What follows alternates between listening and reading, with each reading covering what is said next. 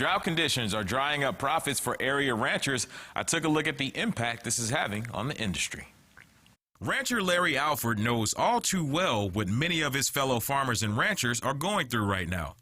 You don't run near as many cattle and got to sell some. You don't really want to. The ongoing drought and the cost of care is pushing more cattle to market. That's why a lot of these little light calves are selling right now. Sooner than normal. Because they usually come this fall and there's nothing for them to eat. A lot of calves and yearlings are coming to town early that normally wouldn't be sold somewhere in October. A lot of the calves are light, on average probably 50 to 100 pounds lighter than what they normally are for this time of year. Why such a large number of early sell-offs? Hay, cubes, pellets, protein sources of any kind.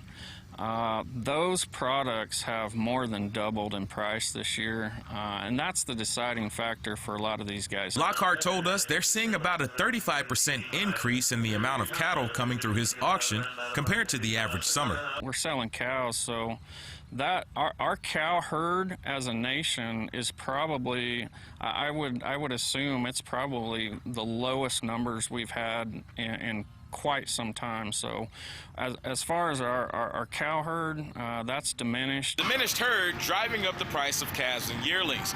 Mix that with high demand and you've got the perfect storm for higher prices.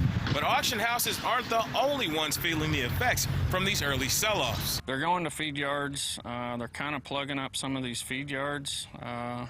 So that's going to be an issue short term. Moving forward, the conditions are going to be really challenging for feed yards. Jason Smith, Associate Professor and Extension Beef Cattle Specialist at Texas A&M AgriLife Extension. Not only are there fewer cattle, if there are fewer cattle, that means that those cattle are likely going to be more expensive for those feed yards to purchase them. So how expensive is it for ranchers to care for livestock? Lockhart says the average figure for this area is about $1 per pound of cattle. Last year, it was about 80 cents a pound.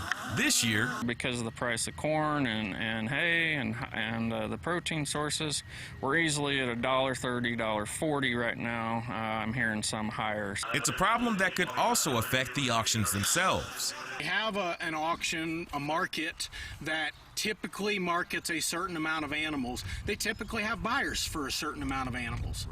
If we receive a far greater number of animals to that market on that week, there need to be buyers for those animals. If there aren't buyers for those animals, there are probably going to be people that want to buy them.